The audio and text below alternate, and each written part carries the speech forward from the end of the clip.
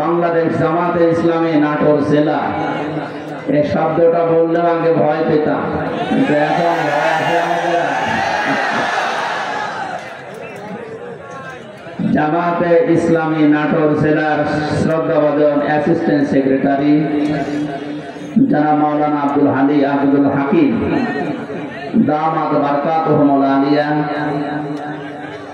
মাহফিলে বসা আছেন সর্বজন শ্রদ্ধাভাজন ব্যক্তিত্ব, ইসলামী আন্দোলন বাংলাদেশ জামাত ইসলামী নাটোর জেলার সম্মানিত সভাপতি, আমি আমাদের একান্ত প্রিয় বড় ভাই ইসলামিক চিন্তাবিদ জনাব ডক্টর মীর নুরুল ইসলাম আতালাল্লাহু উমরাহু ওয়া বারাকাল্লাহু ফি হায়াতি, বলেন আমিন। এতক্ষণ যারা এখনো পর্যন্ত সময় দিতে পারি নাই, আমরা দুঃখিত আপনাদের এই এলোমেলো অবস্থার কারণে। কথা বলেছেন আমার আগে সাবেক চেয়ারম্যান দৌলতদাসপুর উপজেলা জনাব মোহাম্মদ আব্দুল আজিজ ভাই, জনাব সিদ্দুকুর রহমান সেক্রেটারি বাংলাদেশ জামাত ইসলামী বড়াইগ্রাম থানা, জনাব আব্দুল মান্নান মোল্লা সদস্য 4 নম্বর ইউনিয়ন নগর ইউনিয়ন পরিষদ। এরপরে যারা আলেম আছেন এখানে, আলেমদের হায়াতে তাজ্জেবা সিহাতে কুল্লিয়া কামনা করছি, সকলে বলেন আমিন। সামনে বসা মুসলমান ভাইরা, পর্দার আড়ালের সম্মানিতা মা এবং বোনেরা, প্রাণপ্রিয় নাটোরবাসী, আব্দুল আজিজ ভাই বলছিলেন না যে 17 বছর কথা বলার অভ্যাস নেই, সব ভুলে গেছি। আমাদের অবস্থা তাই, ওনারা তো 10 দিনের পর দিন একটু বাইরে থাকা, পালিয়ে থাকার সুযোগ পেয়েছে, আর আমরা এমন জায়গায় ছিলাম কথা বলা তো দূরের কথা, হাঁ করাও যেত না, এমন জায়গায় রেখেছি। সুতরাং আমরা অনেক কিছু ভুলে গেছি, আল্লাহ যেন আবার স্মরণ করিয়ে দেন জাতির উপকারের জন্য। যে আল্লাহ আমাদেরকে স্বাধীন বাংলাদেশে পরাধীন ছিলাম, আবার নতুন করে স্বাধীন হওয়ার একটা স্বাদ আমাদেরকে দেখালেন। সবচাইতে বড় স্বাদ পাবো যদি আল্লাহর কোরআন দিয়ে জমিটা চলে, এইটা দেখতে মন খুব চায়। আমি 7-8 দিন আগে ছিলাম মালয়েশিয়া, দুবাই, সিঙ্গাপুরে, সমস্ত জায়গায়। এদের দেশে ইসলাম নেই, কিন্তু ইসলামের নিয়ম নীতিগুলো তারা মানে। 1500 বছর আগে বিশ্বনবী যে জানিয়েছিলেন পবিত্রতা ঈমানের অঙ্গ, এটা শোনেননি কোনোদিন?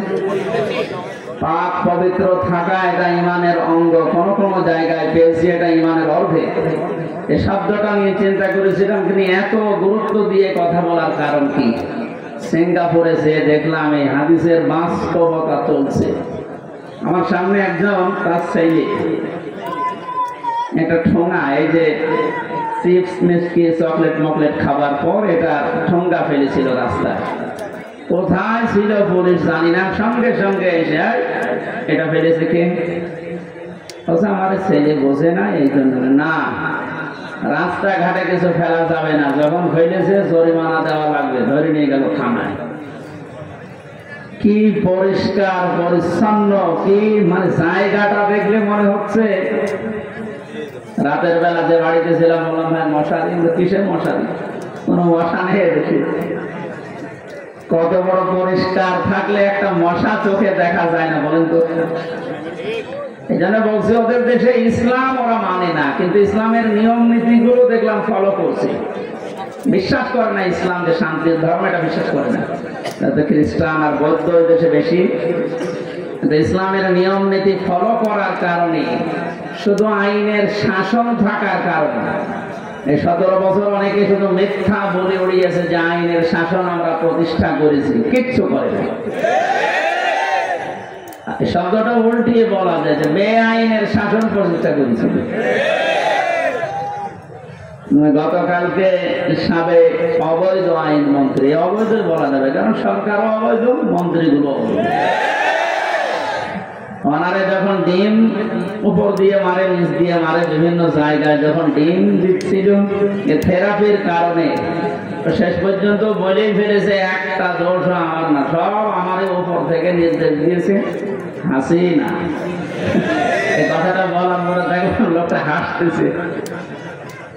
আমার মনে হয় তার আমার এই যে এক মামা এসেছে আজকে সাথে কুষ্টিয়া থেকে, অনেক মামা, ওর একটা হালকা তার কাটা আছে। আমার মনে হয় এই ব্যাটারও তার এরকম কেটে গেছে।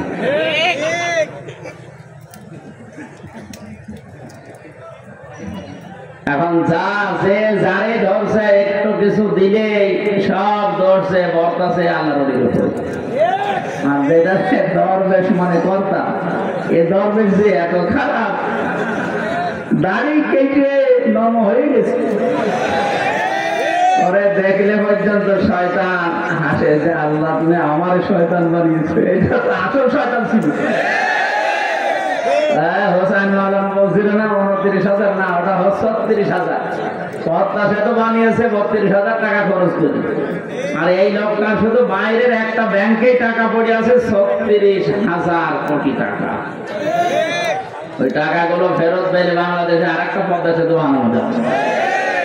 মালয়েশিয়ায় দেখলাম এই যে পেনাং থেকে এই আর একটা শহরে যাওয়ার সময় 2টা ব্রিজ পর পর, একটা মনে হয় 8 কিলোমিটার, একটা 17 কিলোমিটার। এই যে বিশাল বিশাল ব্রিজ তারা বানিয়েছে, বাংলাদেশেও সম্ভব, শুধু এই দরবেশদের টাকাগুলো বাইরে থেকে নিয়ে আসা।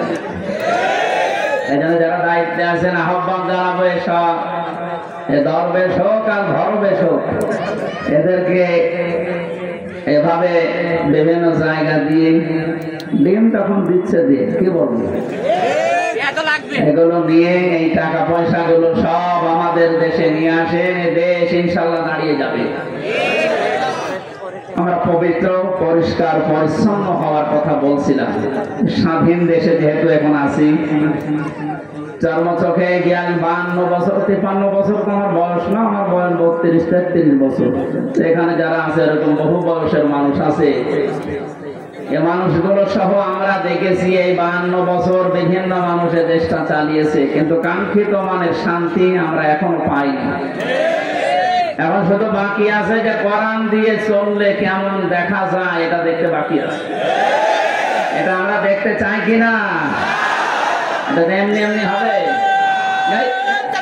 কথা শেষ করবো। এমনি এমনি শুধু দোয়া করে হবে? কাজ করা লাগবে না? সুতরাং কোরআন দিয়ে চালাবে যারা, এরকম মানুষগুলোকে আজ আমরা ওখানে পাঠাতে চাই আর দেখতে চাই চর্মচোখে। আল্লাহ আমাদেরকে তুমি একটু দেখার তৌফিক দাও যে জমিনটা কোরআন দিয়ে চলছে। দল মত নির্বিশেষে আমরা এই অনুষ্ঠানে ইবাদত মনে করে এসেছি। বলেন তো আলহামদুলিল্লাহ। তাআওয়ানু আলাল বিররি ওয়াত তাকওয়া ওয়া লা তাআওয়ানু আলাল ইসমি ওয়াল উদওয়ান।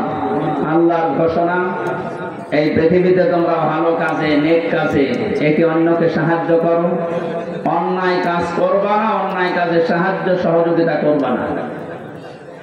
আজ আমরা অবগত আহ্বান জানাচ্ছি, রাষ্ট্র যেহেতু সংস্কার আরম্ভ হয়ে গেছে বা চলছে, আমরা সব জায়গায় ইসলাম দিয়ে সংস্কার করতে চাই।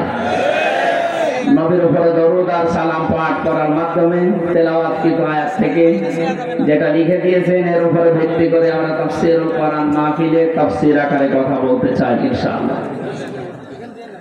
জবান খুলে কোরআনে কারীম থেকে। আমি যেহেতু 8-9 দিন ছিলাম, মাওলানা মিজানুর রহমান আজহারি ভাই, এরপরে ডেভিড লিও নামে একজন আছে ইসলামিক চিন্তাবিদ, স্কলার, অনেক দামি লোক।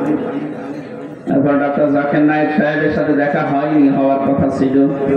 এই মানুষগুলোর কাছে মিশে আমি যে কয়েকদিন ছিলাম, আমি সবচাইতে বড় বিষয় পেয়েছি, ওনারা আলেমদের কিছু দায়িত্ব কর্তব্য, যেহেতু ওনারা মজলুম মানুষ, আসবে, দেশে ফিরে আসবে। মিজান ভাই জানিয়েছে আমি কিছুদিনের ভেতরে দেশে যাব।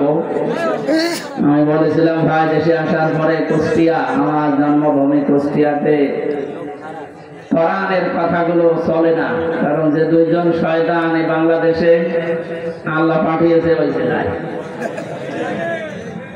আমার জন্মভূমি, তারপরও আমারে বলতো না। এই যে খুলনা বিভাগের 10-11টা জেলা, একটাতেও আমার কথা বলতে দিত না। যাওয়ার আগে 144 ধারা জারি হয়ে দিত। এখন যেহেতু সুযোগ এসেছে, ওনাকে বললাম আমার কুষ্টিয়া দিয়ে আপনি কোরআনের কথাগুলো আরম্ভ করবেন। উনি সময় দিতে চেয়েছি, দেখি দেশে আসো ইনশাআল্লাহ। বাংলাদেশের প্রত্যেকটি জায়গা তখন আর জামাতের প্রোডাক্ট কেউ বলতে পারবে না। যারা বলতো তারা এখন কবরে। আল্লাহ রাব্বুল আলামিন তার কোরআনে কারীমকে যেন উন্মুক্ত করে দেন দেশের জন্য এবং প্রতিষ্ঠা করে দেন, বলেন আমিন। সূরা আরাফ কোন সূরা বলেন তো? 157 নম্বর, একটা মাত্র আয়াতের 4 ভাগের 1 ভাগ আমরা পড়েছি। বিশ্বনবীর হাদিস লক্ষ লক্ষ, সেখান থেকে একটা হাদিস নবীজির জামাই হযরতে আলীর বর্ণনা করা, যোগের সাথে মিলিয়ে আমরা তেলাওয়াত করলাম। এই দুইটাকে সামনে রেখে কোরআন যেভাবে তাফসীর করা লাগে হক আদায় করে চেষ্টা চালাচ্ছি ইনশাআল্লাহ। এটা যেহেতু মমতাজের কনসার্ট না, সে মহিলার এখন আর কনসার্ট করা সম্ভব না, কারণ তারও দোলাগুলি এখন আর কেউ দেখতে চায় না, ও ফেটেও আর কারো যাচ্ছে না। ফেটে যাচ্ছে এখন সারা বাংলাদেশে শুধু আল্লাহর কথা হবে। কারণ মানুষের জিকির করে আমরা বহু দেখেছি, একটা মানুষের আলোচনা, একটা মানুষের জিকির যে পরিমাণ হয়েছিল, যদি আল্লাহর জিকির ওই পরিমাণ এই দেশে হতো, আমরা আল্লাহর ওলি হয়ে যেতাম। আল্লাহরও মহাসহ্যের বাইরে চলে গেছে, না তো এত অপমান তো আমি ফেরাউনকেও হতে দেখিনি। আমি তো জীবনে পড়েছি, তাহলে এত অপমান হয়নি। আল্লাহ রাব্বুল আলামিন কোরআনে কারীম কিভাবে মানুষের সামনে উপস্থাপন করা লাগে এটা আমাদের শিখিয়েছেন 1500 বছর আগে। আমরা আল্লাহর ওই ধরনটার সামনে নিয়ে আসি নাকি এমন মন মতো বলবো না। আল্লাহ পাক বলেন, কিতাবুন উনসিলা ইলাইকা ফালা ইয়াকুম ফি সাদরিকা হারাজুম মিনহু লিতুনযিরা বিহি ওয়া যিকরা লিল মুমিনিন। আল্লাহ বলেন, এই একটা কিতাব, পৃথিবীতে একটাই মাত্র কিতাবের নাম আল্লাহ জানিয়েছেন, তার নাম কোরআন শরীফ। এখানে কবরে যাওয়ার পর মানুষকে যখন জিজ্ঞাসা করা হবে, মার রব্বুকা, তোমার রবকে, লোকটা যদি বলে রব্বি আল্লাহ, আমার রব আল্লাহ, সঙ্গে সঙ্গে ফেরেশতারা জিজ্ঞাসা করবে মা দিনুকা, তোমার জীবন ব্যবস্থা কি। লোকটা যদি বলে দীনুল ইসলাম, সঙ্গে সঙ্গে ফেরেশতা বলবে মান হাযার রাজুল, এই লোকটা কে ছিল। লোকটা যদি বলেও ফেলে হাযা নবিয়ুনা মুহাম্মাদুর রাসূলুল্লাহ সাল্লাল্লাহু আলাইহি সাল্লাম, সঙ্গে সঙ্গে ফেরেশতারা আরেকটা বলবে এই কথাগুলো তুমি পেয়েছো কোথায়। কথা বলতেছে, আপনি পৃথিবীর কোন বইয়ের নাম, কিতাবের নাম বললে ফেরেশতারা কিন্তু ওগুলো চিনবে না। আপনাকে সঙ্গে সঙ্গে জবাব দিতে হলে বলা লাগবে আমি কোরআনে পেয়েছি, কারণ ফেরেশতারা এই একটা কিতাব চেনে। আল্লাহ জানে কিতাব দিয়েছেন, এই একটা কিতাব, এমন দামি কিতাব, এটা আল্লাহর পক্ষ থেকে এই পৃথিবীতে আল্লাহ নিজে পাঠিয়েছেন। নবীজি এই কিতাবুন শব্দটার ব্যাখ্যা করতে গিয়ে হাদিসে জানিয়েছেন, মানিত্তাবাল হুদা বিগাইরিল কুরআন আদাল্লাহুল্লাহ। তিরমিজিতে হাদিস। এখানে ডিস্টার্ব হচ্ছে, বাতাস লাগবে, অ্যাক্টিভ হয়ে শুনবেন। আমি কিছু প্রশ্ন করবো, এটা ক্লাস চলছে না? ক্লাসের পরে যে প্রশ্ন করা হয় আমি কিন্তু সামারাইজ করে প্রশ্ন দেব। আন্দাজে শুনতে এসেছেন না? আল্লাহর নবীর এই কথার ভেতর থেকে দুইটা শিক্ষা আমি পেয়েছি। নবীজি জানিয়েছেন কোরআনে কারীম বাদ দিয়ে পৃথিবীর কোন জায়গায় যদি কেউ ভালো হওয়ার নিয়তে, হেদায়েত পাওয়ার নিয়তেও যায়, আল্লাহ নিজে দায়িত্ব নিয়ে তাকে গোমরাহ করে দেয়। কথার অর্থ বোঝেন? নবীজির হাদিসের শেষ অংশ ছিল আদাল্লাহুল্লাহ, আদাল্লা ইউদিল্লু, সুলাসি মুজাররদ থেকে এসেছে। শব্দটা যদি ভাবে ফাল থেকে নবীজি বলতেন যে দল্লা, আদাল্লা ইউদিল্লু, ভাবে ফাল থেকে শব্দটা আসা, নবী দল্লা ইয়াদিল্লু বলতে পারতেন। দল্লা ইয়াদিল্লু এ শব্দ দিলে বাংলা অর্থ হতো আপনি নিজেই নিজেকে খারাপ বানিয়ে ফেলেছেন, আপনি নিজের জন্য নিজে দায়ী, আর কেউ দায়ী না। কিন্তু আদাল্লা শব্দ যখন আসবে বাংলা অর্থ তখন হবে আপনার হয়তো নিয়ত ভালো ছিল, আপনি কোন জায়গায় গিয়েছিলেন যে ভালো হয়ে যাব, কিন্তু কোরআন সেখানে ছিল না। এই জন্য আল্লাহ রাগ করে নিজে দায়িত্ব নিয়ে আপনাকে আরো খারাপ বানিয়ে দেবে। এটার জন্য সবচেয়ে বড় কারণ হচ্ছে পৃথিবীতে একটাই মাত্র কিতাব আল্লাহ মানুষকে হেদায়েত দেওয়ার জন্য সর্বশেষ পাঠিয়েছেন, তার নাম কোরআন শরীফ। কোরআন বাদ দিয়ে হেদায়েত দেওয়ার মতো কোন কিতাব কিয়ামত পর্যন্ত আর নেই। কথা বুঝতেছে? এদের সর্বপ্রথম আয়াত দেখবেন, যালিকাল কিতাবু লা রাইবা ফিহি, কিতাবের আগে আলিফ লাম আছে। আল্লাহ নির্ধারিত করে জানিয়েছেন একটাই মাত্র কিতাব যেটা মানুষকে হেদায়েত দিতে পারে, তার ভেতরে কোনো সন্দেহ নেই, ভুল নেই, অবকাশও নেই। হাদিসের বাস্তবতায় আমি যেটা পেয়েছি, ও বাংলার জনগণ, কোরআন যেখানে নেই ওই রকম জায়গায় এখন থেকে যদি আপনি ভালো হওয়ার নিয়তেও যান, আপনাকে আমির হামজা খারাপ বানাবে না, খারাপ বানিয়ে দেবে কে? এবার এক বাক্যে বলবেন, হেদায়েত দেওয়ার একচ্ছত্র মালিকানা হামজার? বলেন। নবীজির? কার? আল্লাহ ছাড়া পথ কেউ দেখাতে পারে না, হেদায়েত দিতে পারে না। উনি যদি বলেন আমি তোকে খারাপ বানাবো, বলেন তো কে আছে আপনাকে পথ দেখাবে? বলেন।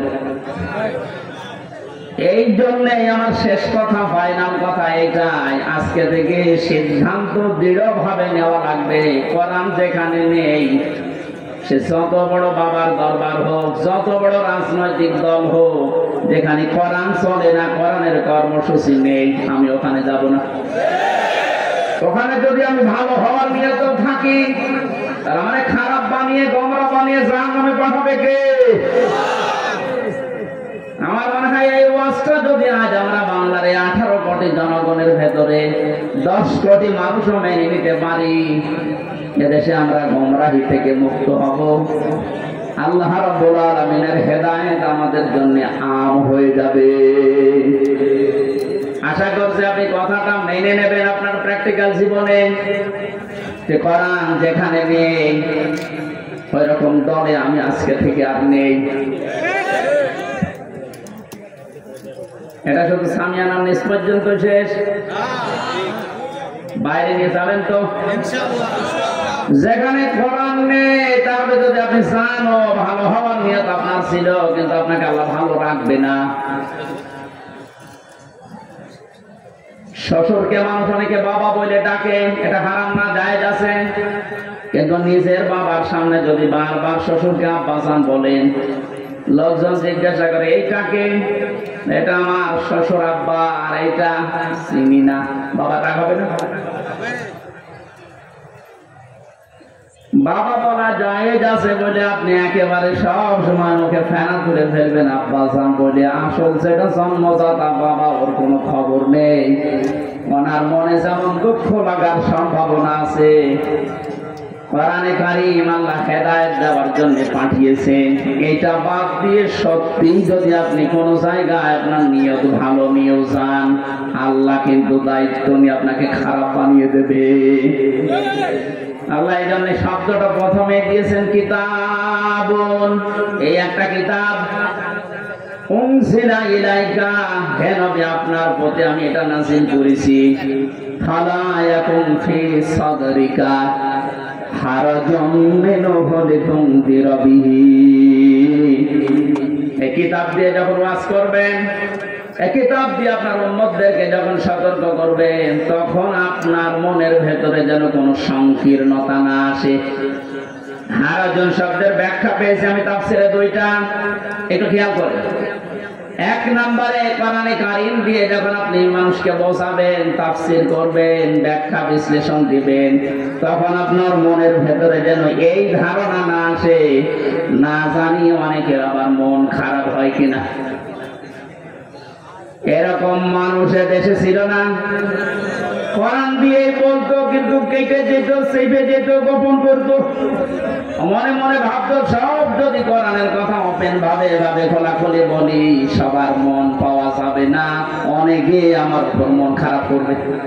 এই জন্য নবীজিকে আল্লাহ প্রথমে এই শব্দ দিয়ে জানিয়েছেন, আপনি যখন কোরআন প্রচার করতে যাবেন তখন আপনার মনের ভেতরে যেন কোনো সংকীর্ণতা কাজ না করে, দেখে কি বলল। 2 নম্বরে, আবহমান কাল থেকে অনেক নিয়ম নীতি ইসলাম মনে করে মানুষ পালন করে আসছে। আপনি যখন কোরআনে কারিমের কথাগুলো সঠিকভাবে তুলে ধরবেন, ওইগুলো টিকবে না, এমনি কেটে যাবে। তখন হয়তো অনেকের মন খারাপ হবে, আপনি সবার মন তো পাবেন না। এই জন্য আপনাকে বলছি, কে কি মনে করবে বলবে, কারো দিকে তাকাবেন না। আপনার মনও যেন ছোট না হয়, সংকীর্ণ না হয়। সঠিক কথাগুলো তুলে ধরার দায়িত্ব আপনার, আর হেদায়েত দেওয়ার দায়িত্ব আমি আল্লাহর। কোরআন শরীফ আমি আল্লাহ দিয়েছি মুমিনদের জন্য, এটা উপদেশ। এই আয়াতটা সামনে রেখে আজকে আমরা তেলাওয়াত কি আয়াতের তাফসীর করব ইনশাআল্লাহ। এবার বলি আমরা, আউযু বিল্লাহি মিনাশ শাইতানির রাজীম, বিসমিল্লাহির রহমানির রহিম। আল্লাযীনা ইয়াত্তাবিউনার রাসূলান নাবিয়্যাল উম্মিয়্যাল্লাযী ইয়াজিদুনাহু মাকতুবা। কোন সূরা বলেন তো? আরব।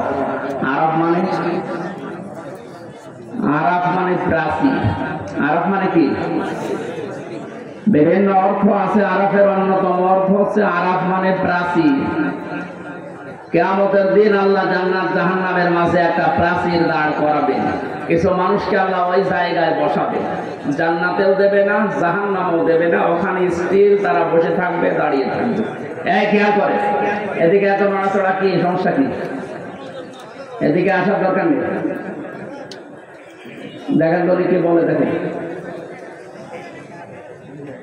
না, আমি তো বলতে হয়েছে, ঠিক আছে। না, আপনি যদি আমল করতে না পারেন তাহলে আসার দরকার নেই। নামকরণ বলছে, তাফসীর করার জন্য 13টা জিনিস সামনে রাখা লাগে। আমরা উসুলে তাফসীরের যে নিয়ম পড়েছি, এখানে কত আলেম বসে আছে দেখতে পাচ্ছেন না? নাকি ফাটা যায় একজনকে লাগিয়ে দেবো? ছাতা করলে কি ইবাদত থাকবে? এটা কষ্ট হচ্ছে গরমে আমাদের, তারপর যেটা ইবাদত, এই কারণে আমরা বসে আছি কিছু নেওয়ার জন্য, নাকি? আরাফ, কি নাম বললাম? এটা একটা প্রাচীর, জান্নাত জাহান্নামের মাঝে আল্লাহ রাখবে। নামকরণের ভেতরে আমি তাফসীরে তাবারি থেকে বলছি এটা। নবীজি বলেন, সাহাবীরা, এখানে আল্লাহ যাদেরকে বসাবেন এদেরকে জান্নাতেও দেবে না, জাহান্নামেও দেবে না, একেবারে স্থির। প্রশ্ন করলেন সাহাবী, হে নবী, এদেরকে আল্লাহ জান্নাতে দিচ্ছে না, কারণ কি? বিশ্বনবী জানিয়েছেন, এই মানুষগুলোকে আল্লাহ জান্নাতে দেবে না, তার অন্যতম কারণ এরা মা বাবার সাথে খারাপ আচরণ করত।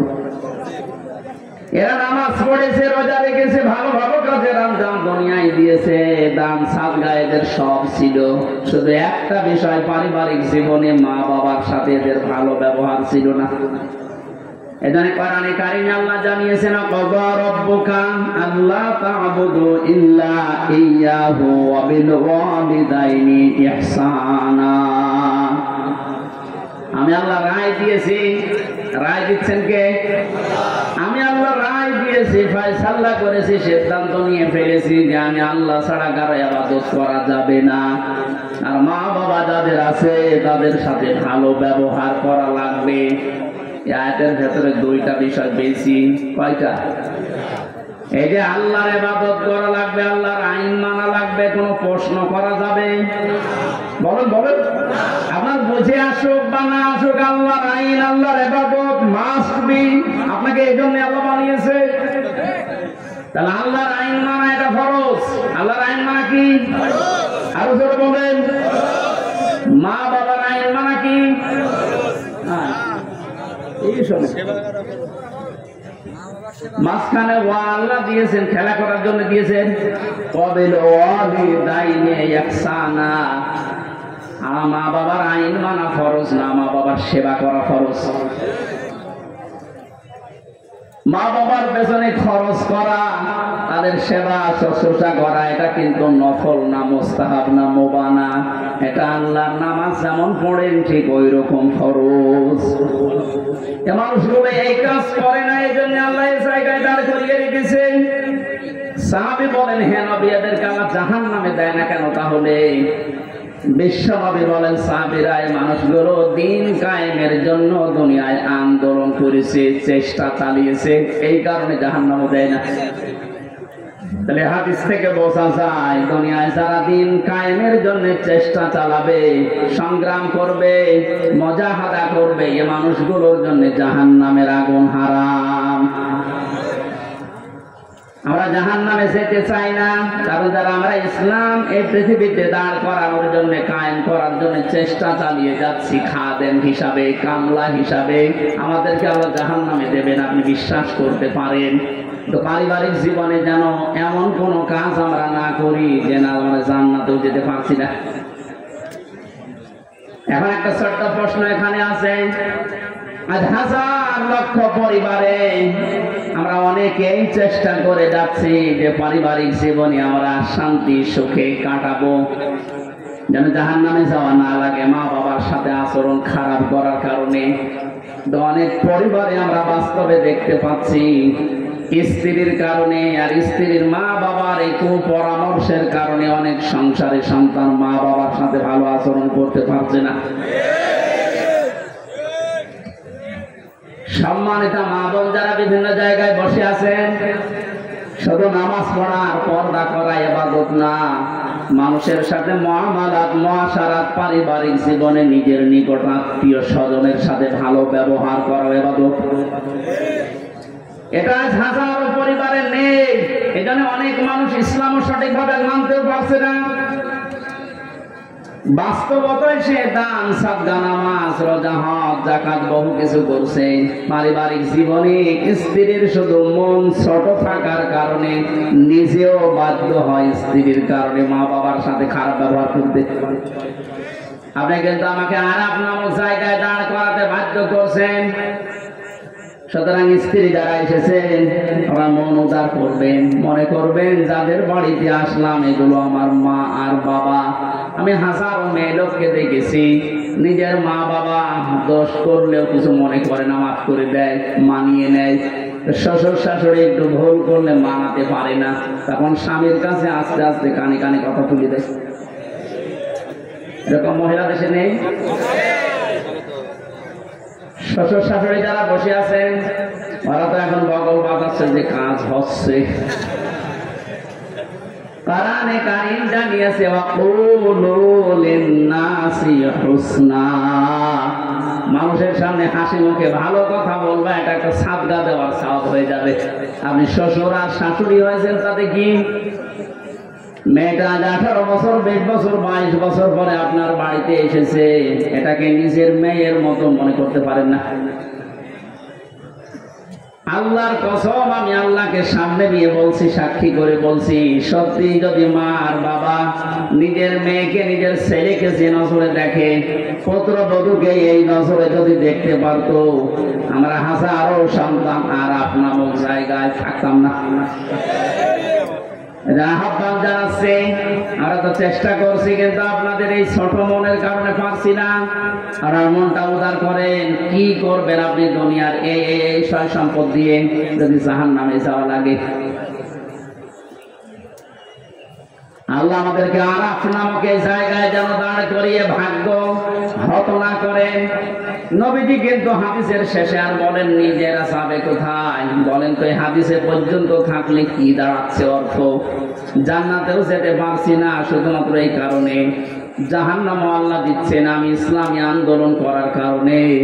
অথচ এই জায়গায় যদি দাঁড়িয়ে থাকা লাগে আবাদান আবাদান, আমার মতো হতভাগ্য মানুষ আছে। আল্লাহ আমাদেরকে হেফাজত করুন, বলেন আমিন। মক্কায় নাযিল হয়েছে সূরাটা, 206টা আয়াত আছে, 20টা 16টা রুকু আছে। ক্রমিক নাম্বার হিসাবে কোরআনে কারিমের এটা 7 নাম্বার সূরা। মাত্র একটা আয়াতের 4 ভাগের 1 ভাগ পড়েছি। আয়াতের ভেতরে 3টা বিষয় আমরা আলোচনায় নিয়ে আসব। 1 নম্বরে আমাদের নবী মুহাম্মদ রাসূলুল্লাহ 3টা গুণ আল্লাহ দিয়েছেন। কয়টা?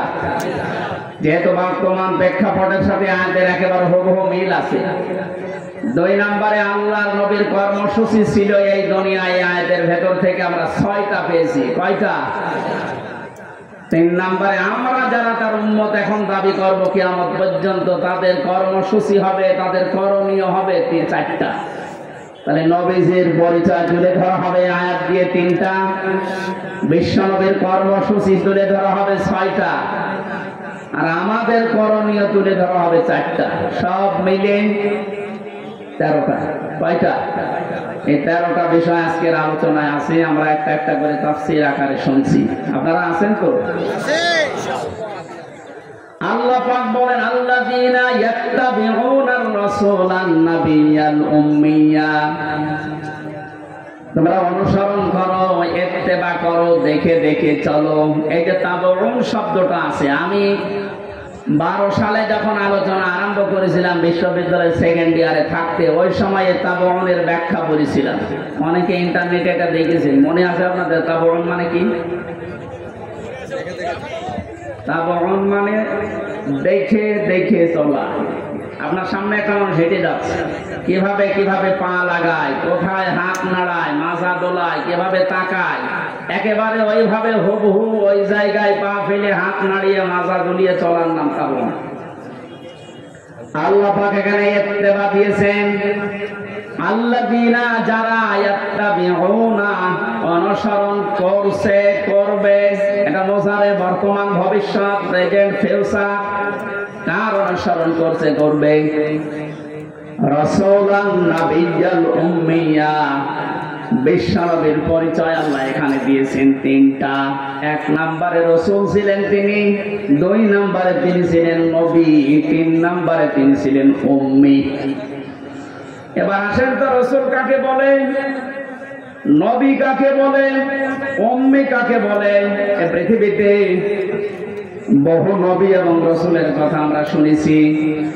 1,24,000 নবী রাসূলের কথা আমরা জানি। পৃথিবীতে আল্লাহ মানুষকে হেদায়েত দেওয়ার জন্য, পথ প্রদর্শন করার জন্য পাঠিয়েছেন। এতগুলো নবীর জীবনী, কর্ম পদ্ধতি বলতে বলতে তো সময় চলে যাবে। আমি গুরুত্বপূর্ণ কয়েকটা নবীর জীবনী থেকে বলছি। যত নবীকে আল্লাহ দুনিয়ায় দাওয়াতি কাজ করতে পাঠিয়েছিলেন, সবচাইতে বেশি কষ্ট সহ্য করেছিলেন হযরতে মুহাম্মদুর রাসূলুল্লাহ। এনার পরে যার নামের তালিকা পাওয়া যায় তিনি হযরতে ইব্রাহিম আলাইহিস সালাম। এনার পরে যার নামের তালিকা আছে হযরতে নূহ আলাইহিস সালাম।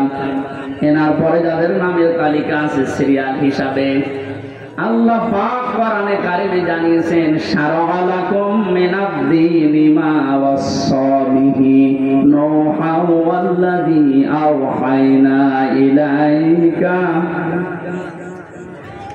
আমি নির্ধারিত করে দিলাম, লিখে দিলাম, নির্ধারণ করে দিলাম, আমি আল্লাহ সই স্বাক্ষর করে দলিল করে দিলাম তোমাদের জন্য। নূহ আলাইহিস সালামকে, ইব্রাহিম আলাইহিস সালামকে, ঈসা আলাইহিস সালামকে, এই সমস্ত মুসা আলাইহিস সালাম, এই বড় বড় নবীদের নামগুলো দিতে দিতে আল্লাহ জানিয়েছেন, হে নবী, এই প্রত্যেকটা নবীকে কিন্তু আমি আল্লাহ জানিয়েছিলাম আনাকিমুদ্দিন, তোমরা দিন কায়েম করো। আপনাকেও আমি ওহী করলাম ঠিক ওইভাবে, আওহায়না ইলাইকা, আপনার প্রতি আমার একই ওহী, আন আকিমুদ্দিন, আপনি দিন কায়েম করেন জমিনে, ওয়ালা তাতাফাররাকু ফি, এ বিষয়ে কোনো ফতোয়াবাজি করবেন না। সময় কিন্তু এসে গেছে এখন এই দেশে ঠিক ওই রকম। আর যে যেখানে যে মতে চলেন না কেন, সবাইকে আমরা আহ্বান জানাচ্ছি, সবাই আসেন ঐক্যবদ্ধ হয়ে আল্লাহর দ্বীন, কোরআনে কারীম, ইসলাম এই দেশে আমরা এখন কায়েম করার পরিবেশ তৈরি করি। সত্যিই যদি এটা কায়েম না হয়, হালালকে হালাল জেনে অনেক সময় মানা যাবে না, হারামকে হারাম জানার পরও ছেড়ে দেওয়া যাবে না। এই 17 বছর যেটা দেখলাম, এই জন্য আমাদের সবচেয়ে বড় কাজ হবে এখন আল্লাহর এই জমিনে আল্লাহর দিন কি করে কায়েম করা যায়, দাঁড় করানো যায়। বিশ্ব নবী মুহাম্মদুর রাসূলুল্লাহকে আল্লাহ রাসূল বলে ঘোষণা দিচ্ছেন যে হে নবী, আপনি আপনার পরিচয় উম্মতদের সামনে দেবেন যে আমি তোমাদের জন্য রাসূল হয়ে এসেছি। 511 জন রাসূলের কথা আমরা পড়েছি, আর বাকিগুলো সব আল্লাহর নবী হিসাবে পাঠিয়েছিলেন। এই সমস্ত মানুষদের দায়িত্ব কোরআনে কারিমে এক একটি আয়াতের ভেতরে আল্লাহ দিয়েছেন। ওয়ালাকাদ বা'আসনা ফি কুল্লি উম্মাতির রাসূলান আনি ইবুদুল্লাহ ওয়াজতানিবুত তাগুত। রব্বুল আলামিন বলেন,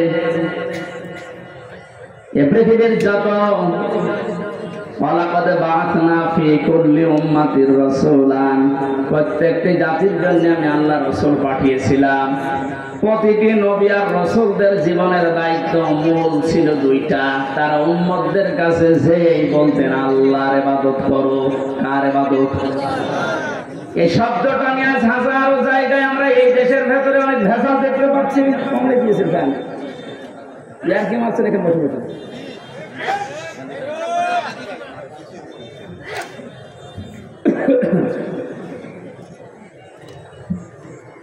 এই যে ইবাদত, এই শব্দটা ব্যাপক অর্থবোধক একটা শব্দ। এটা নিয়ে আজ হাজারো ঝামেলা ভেজাল তৈরি করে শব্দটাকে আজ কলঙ্কিত করে ফেলেছে অনেকে। এই জন্য সতর্ক হওয়ার সময়, সংস্কারের সময় যখন চলছে, আমরা এখন সতর্ক এবং সংস্কার এই মন নিয়ে আমরা ইবাদত করব। আমার ইবাদতের ভেতরে যেন কোনো ভেজাল না আসে। গাড়ি গাড়ি ইবাদত করা লাগবে, কোরআনে আল্লাহ এমন দেয়নি। ইবাদত করো, আখলিস দীনাকা ইয়াকফিকাল আমালুল কলিল। তোমার ঈমানটা যদি খাঁটি হয়, কাজকর্ম আমল যদি কম হয়, আমার আল্লাহ মাফ করে দেবে। আমাদের অনেকের কাজ কারবার দরবেশ বাবার মতো গাড়ি গাড়ি দেখতে পাচ্ছি। ওর একটা বক্তব্য শুনেছিলাম কয়েকদিন আগে, ও বলেছে কোরআনেও সমস্যা আছে। এই নামটা নিয়ে, আহলে হাদিসের নাম নিয়ে অনেক মানুষ আর মানুষকে ধোঁকা দিচ্ছেন। আহলে হাদিস এই শব্দটা খারাপ না, কিন্তু শব্দটা নিয়ে আজ ধোঁকা দিয়ে বোকা বানিয়ে অনেকে এখনো পর্যন্ত জালেমদের পা চাটতেছে। কালকের বক্তব্য ছিল একজনের রফিক নামে, আমি নাম নিয়েছি এই কারণে চেনার জন্য। লোকটা জানাচ্ছে এখন জনগণকে, আবু সাইদ নামে এই ছেলেটা শহীদ হয়নি, ও নিজে আত্মহত্যা করেছে।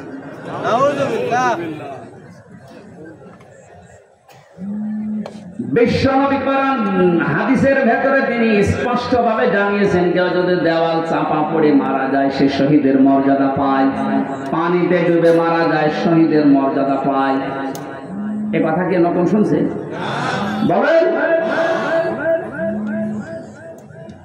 আগুনে পুড়ে যদি কেউ মারা যায় সে যদি শহীদের মর্যাদা পায়, অ্যাক্সিডেন্ট করে মরলে যদি শাহাদাতের মর্যাদা পায়। এই পৃথিবীর ময়দানে জালেমদের জুলুমের সামনে মোকাবেলা করতে গিয়ে নিজের জীবনটা সে দিয়ে দিল, তাকে আপনি শহীদ বলতে আপনার অসুবিধা লাগে কোন জায়গায় বলে তো দেখি?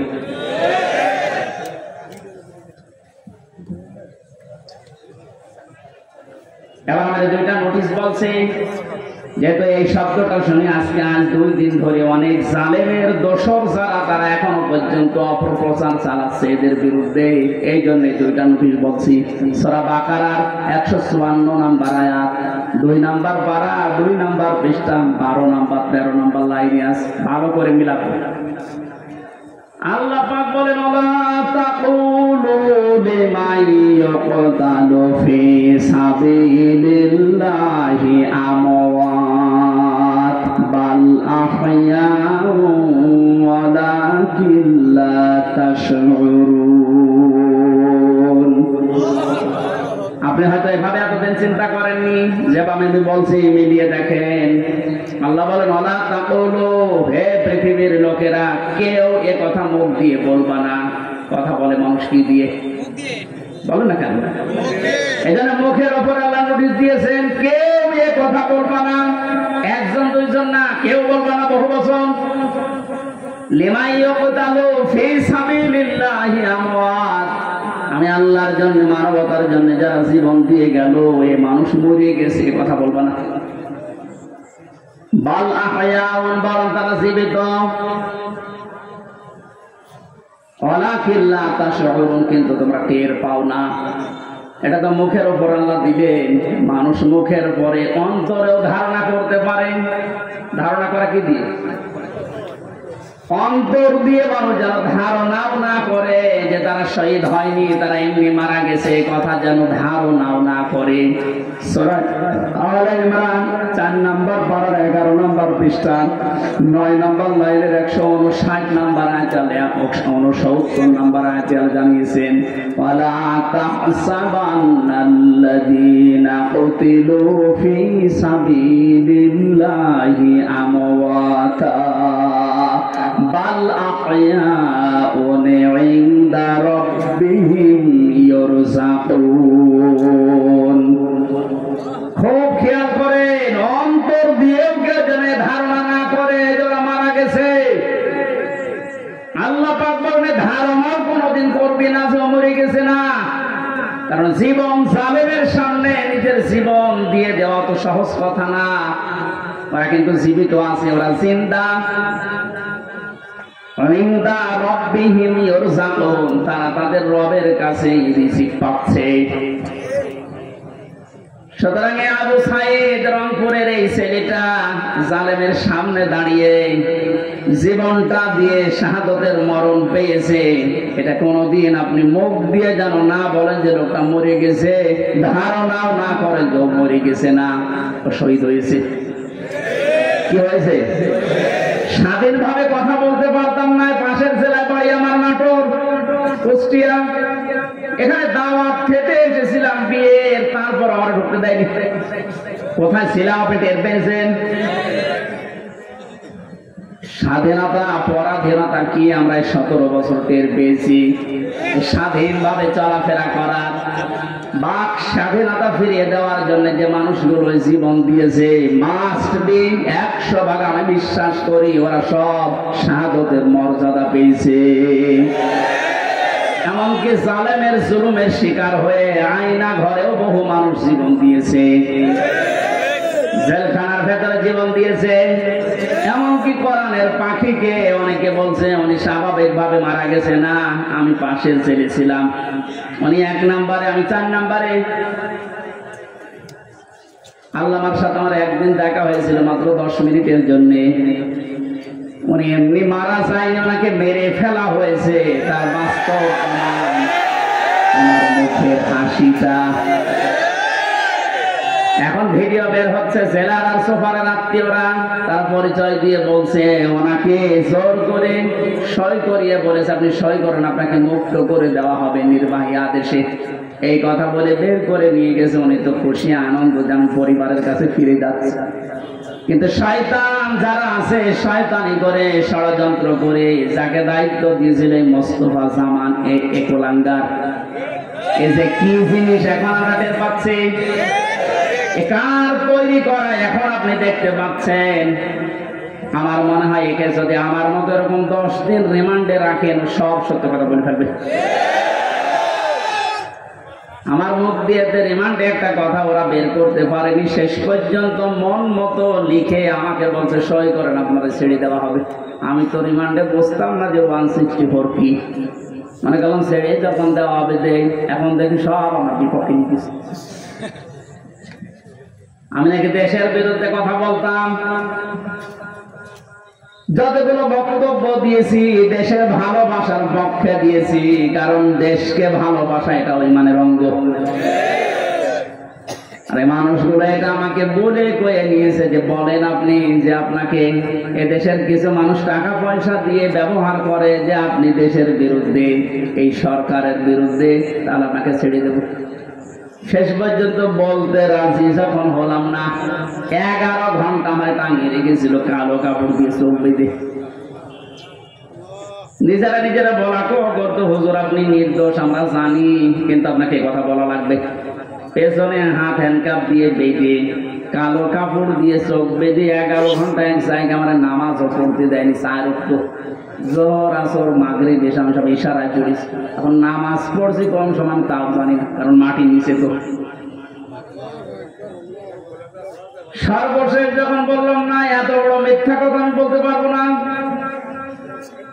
আকিস গ্রুপে আমি চাকরি করতাম, ওনাদের বিরুদ্ধে হাজার হাজার কথা লিখতে বলেছেন, একটাও পারবো না, কারণ ওনারা এরকম না। শেষে আমার বলছে, যদি আপনি আজকে সন্ধ্যার ভেতরে এগুলো স্বীকার না করেন, না বলেন, তাহলে আপনার বউ কিনে নেন। কি চরিত্র দেখিস। আর এখন অনেক সুর চলছে অনেকে যে এদের মাফ করে দাও। এই জালেমদের মাফ করা মানে মাসুমের উপরে অভিশাপ।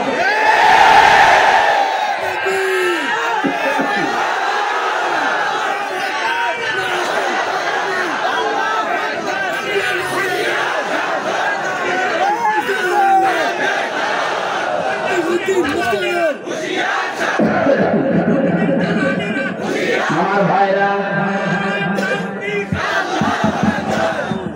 আপনি আমান আজমের জীবন ফিরিয়ে দিতে পারবেন?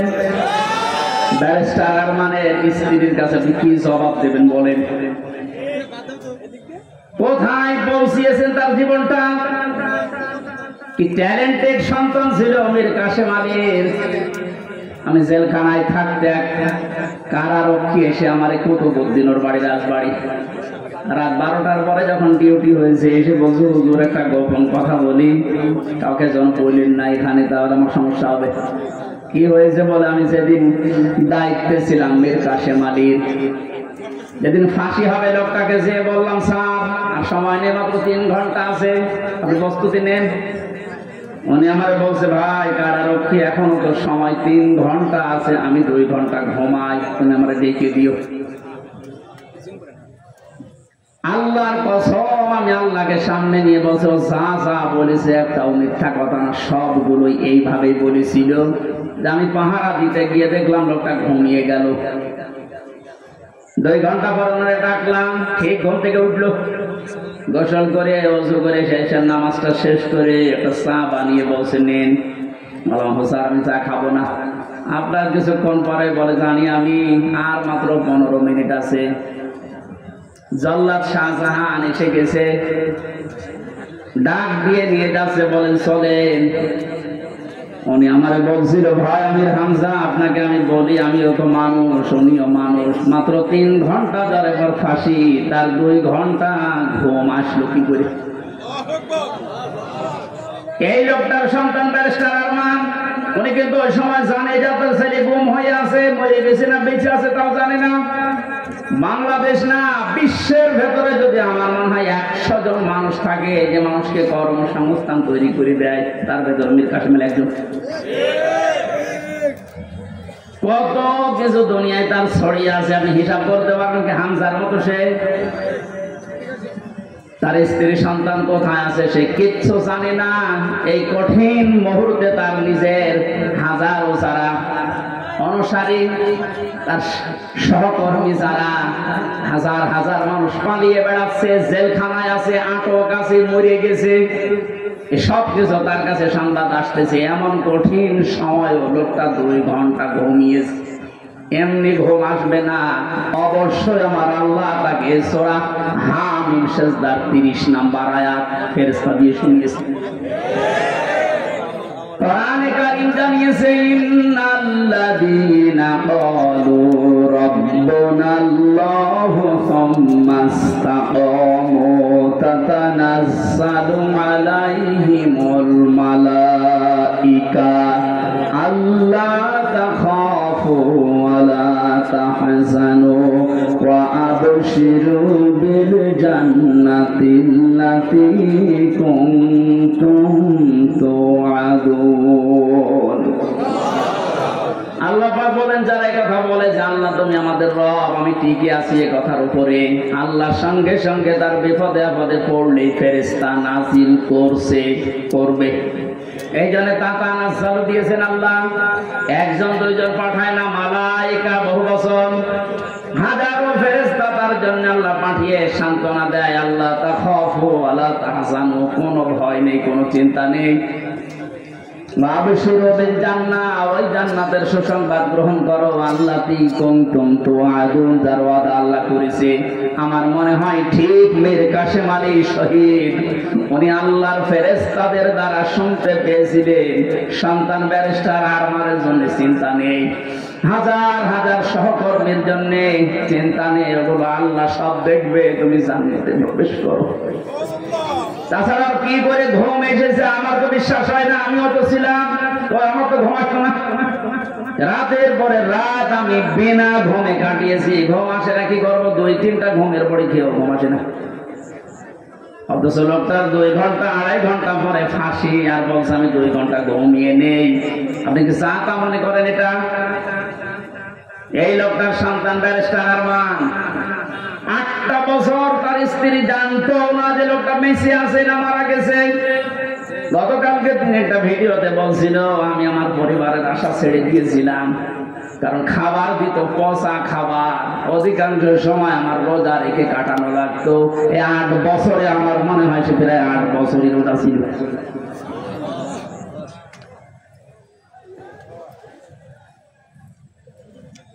কোথায় পৌঁছিয়েছে তারা এই মানুষগুলো? আর উল্টা পাল্টা এখনো পর্যন্ত অনেক জালেমের দর্শকরা ধারণা করে যাচ্ছে যে কি করেছে, যে আমাদের দেশ থেকে তাড়িয়ে দিল। কি করেছেন আপনি টের পাচ্ছেন না? আপনি যদি কিছু না করেন, আপনার শুধু আইনা ঘরের কারণে ফাঁসি হওয়া দরকার। মানবতার সাথে যেটা কত বড় মারাত্মক অপরাধ আপনি টের পাচ্ছেন না? এখনো যারা ছিল তাদেরকে একটু জিজ্ঞাসা করেন। ব্যারিস্টার আমার ব্রিগেডিয়ার আমান আজমি ভাই শেষ পর্যন্ত এই কান্না জড়িত কণ্ঠে বলেছে যে আমি সূর্যের আলো কি 10-12 বছর দেখি নাই। এদিকে 1.5 হাত, ওদিকে 1.5 হাত। আমার যে মাটির নিচে ছিলাম ওখানে তাও এদিকে 3.5 হাত, এদিকে 2.5 হাত ছিল, আর আরো ছোট। এরপর জালেমদের পক্ষে আপনি সাফাই গান, জালেমদের পক্ষে কথা বলেন। আপনি মানুষ, আপনারও বিবেক মরে গেছে। মজলুম অবস্থায় এখনো আছে, এখনো পর্যন্ত অসুস্থ, আমার শরীর এখনো স্বাভাবিক হয়নি, এখনো মুসাফির অবস্থায় আছে। দোয়া করছে আল্লাহ কিয়ামতের আগে কোন জালেম যেন এই দেশে আর ফিরে আসতে না পারে। আমরা যারা আছি এই দেশে এখন, আমাদের আলেমদের উচিত হবে নবীরা রাসূলরা তাদের যে পরিচয়গুলো আল্লাহ তুলে ধরেছিলেন, নবীর কাজ কি, রাসূলের কাজ কি, এই পরিচয়গুলো আমরা এখন জনগণের সামনে তুলে ধরবো। তাদের কর্মসূচি 6টা। কয়টা? তারা হালাল করত পবিত্র জিনিস। আজ বাংলাদেশে হালাল করা লাগবে পবিত্র জিনিসগুলো, আর হারাম করত তারা অবৈধ জিনিসগুলো। বাংলাদেশে এখন প্রত্যেকটা সেক্টরে এখনো পর্যন্ত হারাম জিনিস জিয়ে রাখা হয়েছে। এদিকে তাকা, যারা দায়িত্বে আছেন, অন্তর্বর্তীকালীন সরকার থেকে শুরু করে যারা এখন দায়িত্বে আছেন, এই মুহূর্তে আপনাদের সিদ্ধান্ত নেওয়া লাগবে এই জালেমদের সহযোগী যতগুলো ছিল প্রত্যেককে ইমিডিয়েটলি এখনই ওদেরকে বহিষ্কার করা লাগবে। এটা সংস্কার যেহেতু চলছে, নবীদের কর্মসূচি 6টা ছিল, তার 2য় নম্বর এটা হালালকে হালাল বলে বৈধ জায়গায় দিয়ে দেন। এই 17 বছর যারা বৈধ চাকরিতে উন্নতি পায়নি তাদের কাজ উন্নতির ওই জায়গায় দেওয়া লাগবে, আর যারা অবৈধ ভাবে আন্দাজে চেয়ারের পর চেয়ার পেয়েছে তাদেরকে নিচে নামানো লাগবে। ইসলামী ব্যাংক থেকে শুরু করে বাংলাদেশের যত ব্যাংকিং ব্যবস্থা, বিচার ব্যবস্থা, প্রশাসন, ব্যবসা, প্রত্যেকটি দিক আর বিভাগে যত সংস্কার আরম্ভ হয়েছে, এই সংস্কার ইমিডিয়েটলি কয়েকদিনের ভেতরই করা লাগবে। এখনো পর্যন্ত এই হারাম খোর যারা, এদের এই অভ্যাস এখনো যাবে না। বলেন না হুজুর দোয়া করেন। নূহ নবীর চাই থেকে আমি বড় হয়ে গেছি। নূহ নবী দোয়া করেছিলেন না? কি বলেছিলেন? লা তাদার আলাল আরদি মিনাল কাফিরিনা দাজ্জারা ইন্নাকা ইন তাদারহুম ইউদিল্লু ইবাদাকা ওয়া লা ইয়ালিদু ইল্লা ফাজিরান কাফারা। আল্লাহ বহু চেষ্টা করেছে এদের পেছনে, 950 বছর দাওয়াত দিয়েছি। এদের যে চরিত্র, এদের আন্ডা বাচ্চা পর্যন্ত যেন জমিনে একটাও না থাকে, কারণ যেটা থাকবে ওর পেট থেকে যেটা আসবে ওইটা হবে হারাম। এই জন্য জুলুমের পুনরাবৃত্তি আমরা আর দেখতে চাই না। এটা মারাত্মক একটা অপরাধ, সবচাইতে বড় অপরাধ এই গুম। এটা মানুষকে আপনি মেরে ফেলতে পারতেন, সংবাদ দিতেন যে লোকটা মারা গেছে। দেওয়া ভাইয়ের সন্তানের সাথে নাটোরে যা করেছে আপনি কি জবাব দেবেন বলেন তো? মেরে লোকটাকে ঘরের ভেতরে আপনি আটকিয়ে রাখলেন, পরের দিন জানতে পেরেছে জনগণ, এটাও মোবাইল ট্যাগ করে অমুক জায়গায় মরে পড়ে আছে। এই বিশ্বাসঘাতক এই জালেমকে যদি এখন নাটোরবাসী মাফ করে দেয়, কি জবাব দেবেন আপনি আল্লাহর কাছে আর দেলাওয়ারের কাছে? বলুন, আপনার ছেলেটা যদি হতো আপনি টের পেতেন। আমি একটু টের পেয়েছি, তাই আমার মুখ দিয়ে বরদোয়া চলে আসছে। আমার মেয়েটা আমার আজ পর্যন্ত চেনে না। 3টা বছর আমার যোগাযোগ বিচ্ছিন্ন রেখে দিয়েছিল শয়তান। ওরে আমি 8-9 মাস রেখে গিয়েছিলাম, এখন তো বয়স 4 বছর। আমার এখনো পর্যন্ত আমার কাছেও আসে না, আমার ডাকেও না, আমার কাছে আসে না। কারণ মনে করো বিভিন্ন হুজুর আসতো, ওই রকম একজন হুজুর। আমি জেলখানা থেকে যেদিন বের হয়ে বাড়িতে গেলাম, আমার বলছে হুজুর আমাদের বাড়ি চলেন। আপনি হাসতেছেন, আমার মনের ভেতরে কত দুঃখ জানেন। আমার নিজের মেয়ে আমার চেনে না। যে জালেমদের কারণে, জুলুমের শিকার হওয়ার কারণে ওদের কেউ যেন ওদের বংশধর না আছে। মাফ করে দেন। মাপ আপনি এই জায়গায় থাকলে আপনার মুখ দিয়ে মাপ বের হতো না। কিসের মাপ? সংস্কার যখন চলছে, নবীদের কর্মসূচি 6টা, এই 6টার ভেতরে 1 নম্বরে এইটা যে হালাল জিনিসকে হালাল জায়গায় নিয়ে এসে বৈধতা দান করেন। সুতরাং সেই মুহূর্তে বাংলাদেশের সবচেয়ে বড় কাজ হবে, যারা এতদিন পর্যন্ত জুলুমের শিকার হয়ে ওই জায়গায় যেতে পারেনি, ব্যাংকিং ব্যবস্থা বলেন, বিচার ব্যবস্থা বলেন, প্রশাসন বলেন, ব্যবসা বলেন, আজ ওদেরকে ওই জায়গাগুলোয় পৌঁছিয়ে দেওয়া লাগবে। আর হারাম কাজ যেগুলো হারাম হিসাবে হারাম ঘোষণা দেওয়া লাগবে। হারাম এ দেশে নেই। কথা বলেন না কেন? বহু অবৈধ জিনিস অলরেডি বন্ধ হয়ে গেছে, সামনে আরো বন্ধ হবে ইনশাআল্লাহ। কোরআনে কারীম থেকে আবার বলছে, আল্লাহ রাব্বুল আলামিন জানিয়েছেন, হে পৃথিবীর মানুষেরা, 3 নম্বর নবীদের কাজ ছিল সৎ কাজে আদেশ করবে, তারা অসৎ কাজে বাধা দেবে। আজ বাংলাদেশ জামাতে ইসলামীর সর্বোচ্চ দায়িত্বে যিনি আছেন ডাক্তার শফিকুর রহমানের দিকে আপনি তাকান। 4টা দিন এই লোকটার সাথে আমি এক ঘরে ছিলাম, কাশিমপুর কারাগারে। এটা মানুষ বলা যায় না, আমার মনে এটা ফেরেশতা। তার যে ঈমান কোন পর্যায়ে আপনি তার সাথে না মিশলে বুঝবেন না। মনে করছেন জামাত ইসলাম, না, কিসের জামাত? সে জামাতের ঊর্ধ্বে। লোকটাকে আমি একদিন বলছি, স্যার আমি তো 3 বছর আছি, আমি যোগাযোগ বিচ্ছিন্ন, ওইভাবে বলতে পারি না, আমার দেয় না। আমার আর মাওলানা মামুনুল হকের মোবাইল দিত না, অন্য সবাইকে দেয়, আমাদের দেয় না। হেফাজতের আরো যারা আলেম ছিল তাদের দিত না। ওনাকে দেওয়ার পরে দেখলাম 4টা লাগিয়েছে। দেখা করতে যে বললাম, স্যার এখানে একটা উপায় আছে, আপনি যদি অনুমতি দেন তাহলে আপনাকে কারারক্ষীদের মাধ্যমে একটা কায়দা করে মোবাইল এনে দিই, ছোট মোবাইল, আপনি কথা বলতে পারবেন চুরি করে। কি বললে? কার সাথে কথা বলবো? অথচ তার ছেলেটাও পাশের জেলে আছে, তার ছেলেও ডাক্তার, পাশের 1 বিল্ডিং পরে তার ছেলে জেল থাকতেছে। কি হিন্দাল সার্কিয়া, কি শয়তানি নাম, উল্টো পাল্টা নাম দিয়ে মামলা। তার স্ত্রী অসুস্থ হয়ে পড়ে আছে, সে যে একটু খবর নেওয়ার জন্য, না কার সাথে কথা বলবো, আমার বলছে, হামজা আমি সবাইকে, আমার দল সহ সবাইকে আমি আল্লাহর কাছে দিয়ে এসেছি। এই কঠিন মুহূর্তে এই কথা মুখ দিয়ে বের হওয়া, আমি মনে করছি আর কি, আপনি জায়গা মতো জানতো আপনার মুখ দিয়ে কথা বের হয় কিনা। 5 তারিখের পর থেকে এই লোকটার যে উদ্যোগ দেখতে পাচ্ছি, আজ আমরা সারা বাংলাদেশ সহ যে অ্যাক্টিভিটিস, যে কাজগুলো সৎ কাজের আদেশ, অসৎ কাজে বাধা দেওয়ার জন্য যে ভূমিকাগুলো পালন করছে, আমার মনে হয় এভাবে যদি আল্লাহ চালায়, কিছুদিনের ভেতরে এটা আমরা দেখতে পাবো। অলরেডি শুরু হয়ে গেছে। আল্লাহর দিনের ভেতরে মানুষ এখন দলে দলে পালে পালে প্রবেশ করছে, তাদের অন্তত বিবেক একটু জাগ্রত আছে। বহু শিক্ষিত মানুষ, আমি কথা বলি তো মাঝে মাঝে, দেখি না ও আর কি করবো, জীবনটা নষ্ট করে ফেলেছে জালেমের কথা শুনে। বাকি জীবনটা অন্তত ইসলামের কাছে দিয়ে আখিরাতটা তৈরি করি। যেহেতু কোরআনে কারিমের ঘোষণা এইটা, হে নবী যখন আসবে আল্লাহর সাহায্য তখন আপনি বিজয় দেখতে পাবেন, আর বিজয় আসবে দলে দলে মানুষ ইসলামে প্রবেশ করবে। এটা এখন দেখতে বাকি আছে।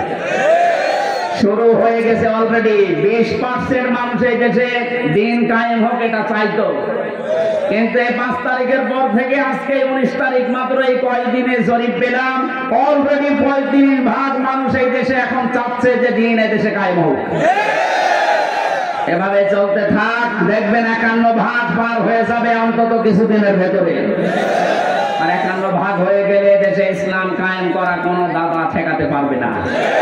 আমরা ওইটা দেখার আশায় আছি। কথা বলেন। নবীজির কর্মসূচি, আমি এক একটা শব্দের ভেতরে লক্ষ লক্ষ কথা, আমি এত ব্যাখ্যা করতে গেলে এই যে গলা বসে যাচ্ছে। মাইকটা আমার মন মতো হয়নি। 2 নম্বর প্রচন্ড গরম, তো ভেতরে ঘেমে ঘাম গায়ে বসে যাচ্ছে, এই জন্য গলা বসে যাচ্ছে। বোঝা নামিয়ে দেবে, এটা নবীদের কর্মসূচির ভেতরে ছিল। বোঝা নামিয়ে দেয়নি আল্লাহ।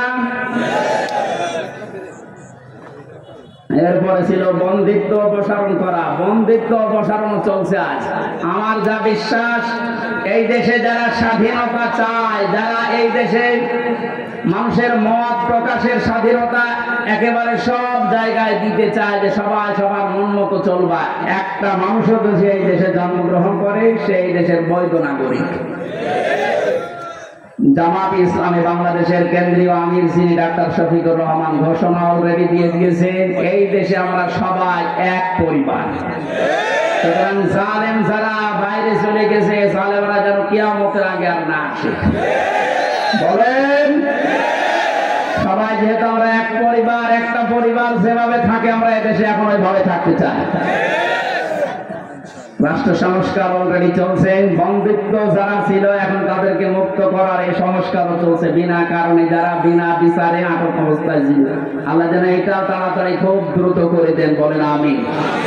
নবীদের এখান থেকে আমরা যারা উম্মত, তাদের 4টা কাজ এই মুহূর্ত থেকে শুরু করা লাগবে। 1 নম্বরে আল্লাযিনা আমানু, যারা ঈমান আনার দরকার আমাদের এখন। ঈমান এখন বলেন আমার ঈমান নেই মানে আমি মুসলমানের ঘরের সন্তান, আমার বাবা ঈমান, বাবা ঈমানদার, দাদা ঈমানদার, আমিও ঈমানদার না। ঈমানদারের প্রকাশ হচ্ছে আল্লাহর কোরআনে যে নিয়ম নীতিগুলো আছে ওইগুলো বাস্তব বিশ্বাস করে দেখানো।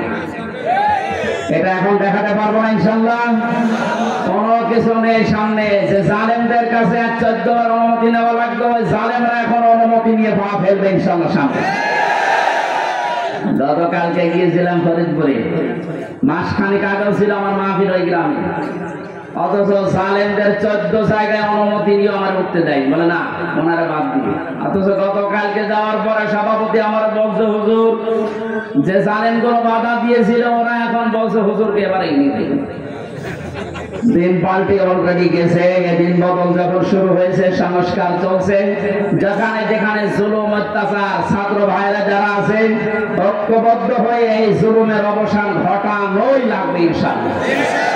বহু ব্রিজ এই দেশে আছে যেখানে ফেরেশতারা মনে হয় টোল দিত।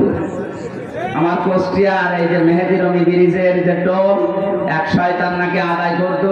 5 তারিখে স্বাধীন হওয়ার পরে বিকালে ওটা উড়িয়ে দিয়েছে, এখন সবাই খুশি। এরকম বহু জায়গায় অবৈধভাবে যারা টোল তুলতো, এই টোল গুলো যেন সব ভেঙ্গে গড়িয়ে মাটির সাথে মিশিয়ে দেওয়া। আমাদের ঈমান তাহলে 2 নম্বরে নবীদেরকে সাহায্য করা। নবী যেহেতু নেই, নবীর উত্তরাধিকারী এখন যারা, নবীর অনুসারী এখন যারা কাজকর্ম চালাচ্ছে ইসলাম এই দেশে নিয়ে আসার জন্য, তাদের সাহায্য করা আমাদের কর্মসূচির ভেতরে নিয়ে আসতে হবে। আমি এটা ভাঙিয়ে বলছি, সূরা আরাফের 157 নম্বর আয়াত আপনি বাড়ি যেয়ে তাফসীর আকারে পড়েন, এটা পাবেন। 3 নম্বরে তাদের সাহায্যে যাওয়া লাগবে। সুতরাং আজ যারা এই দেশে একামতে দিনের দায়িত্ব পালন করছে, আপনি তাদের সাহায্যে যান, দেখেন তাদের অ্যাক্টিভিটিস, তাদের কর্ম, তাদের চরিত্র কি, এগুলো দেখে যদি আপনার ভালো লাগে আপনি তাদের সাহায্য করেন। 4 নম্বরে তাদের সাহায্য শুধু করবেন না, এদের উপরে যে নূর আল্লাহ নাজিল করেছেন নবীদের উপরে এই নূর মানে কোরআন শরীফ, এই নূরের বাস্তবায়ন যেন হয়, এই নূর দেখে দেখে সামনে আমাদের পথ চলা লাগবে। আল্লাহ এই 13টা জিনিস আমাদের জীবনে যেন এনে দেন, বলেন আমিন। আমি আমার এই ছোট্ট ঈমান থেকে এবং ছোট্ট জীবন থেকে যেটা দেখলাম, বাংলাদেশে যারা একামতে দ্বীনের দায়িত্ব পালন করছে এবং সামনে করবে, আমি গ্যারান্টি দিতে পারি এই মানুষগুলোর ভেতরে যদি 4 আনা দুর্নীতি কোনোদিন পান, তাহলে আপনি সঙ্গে সঙ্গে আস্তাগফিরুল্লাহ বলে মুখ ফিরিয়ে চলে আসবেন। আমার বিশ্বাস, আমি যা পেয়েছি, যা দেখেছি, 4 আনা দুর্নীতি এদের ভেতরে পাবেন না। এই জন্য অনেক নাস্তিক পর্যন্ত আজ বলতে বাধ্য হচ্ছে, এরা যদি 5টা বছর চালাতে পারে, এই দেশে শান্তি কাকে বলে আপনি দেখতে পাবেন।